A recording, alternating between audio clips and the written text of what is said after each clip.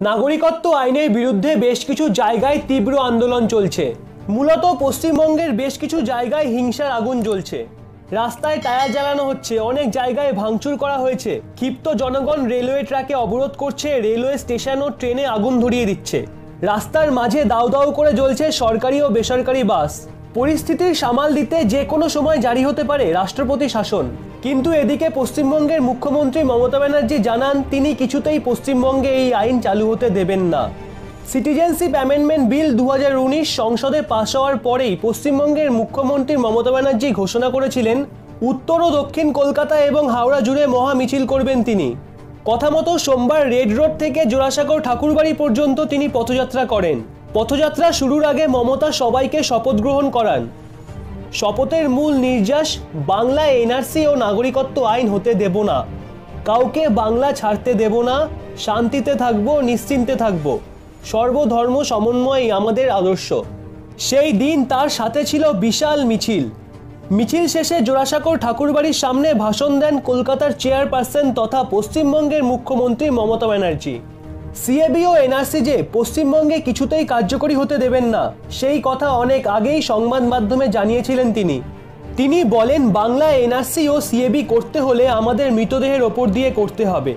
এই ভাষাতেই সেই দিন নাগরিকত্ব সংশোধনকারী বিলের বিরুদ্ধে চড়া সুর তোলেন মমতা ব্যানার্জি। তার সরকার ফেলে দিয়ে যদি পশ্চিমবঙ্গে রাষ্ট্রপতি শাসনও জারি করা হয় তাহলেও তিনি পিছু হটবেন না। তিনি বলেন কিছু কিছু বিজেপি নেতা বলতে শুরু করেছেন বাংলায় কেন রাষ্ট্রপতি শাসন জারি করা হবে না। তিনি এও বলেন যতক্ষণ না সিএবি প্রত্যাহার করা হচ্ছে ততক্ষণ তিনি এভাবেই আন্দোলন চালিয়ে যাবেন। একইভাবে ক্ষোভের আগুন ছড়িয়ে পড়েছে সমগ্র ভারতের বুকে। সংশোধিত নাগরিকত্ব আইনের প্রতিবাদে আন্দোলন ক্রমেই গোটা ভারতে ছড়িয়ে পড়েছে। দিল্লিতে জামিয়া মিলিয়া ইসলামিয়ায় পুলিশি অত্যাচারের বিরুদ্ধে প্রতিবাদী শিক্ষার্থীদের পাশে এসে দাঁড়িয়েছে দেশের বিভিন্ন প্রান্তের ছাত্র সমাজ। পাশে দাঁড়িয়েছেন বিভিন্ন বিশ্ববিদ্যালয়ের উপাচার্যরাও। পরিস্থিতির গুরুত্ব বুঝে গত রোববারের ঘটনাকে গভীর উদ্বেগজনক বলে টুইট করে নরেন্দ্র মোদী বলেছেন এই ঘটনা অত্যন্ত দুঃখজনক। তিনি বলেছেন এইভাবে বিভেদ সৃষ্টি করে গোলমাল পাকিয়ে স্বার্থান্বেষীদের সুযোগ করে দেওয়া ঠিক নয়।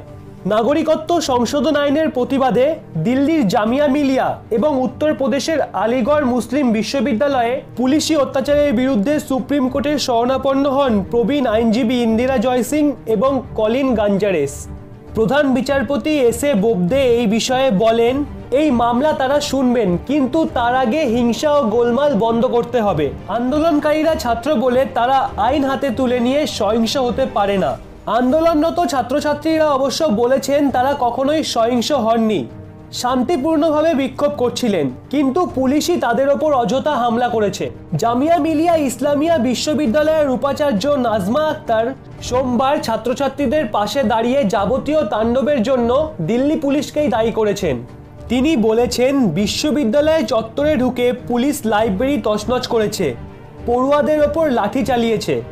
নাজমা আক্তারের দাবি পুলিশি তাণ্ডবে কেউ মারা না গেলেও অন্তত 200 জন আহত হয়েছে, নষ্ট হয়েছে বিশ্ববিদ্যালয়ের সম্পত্তি।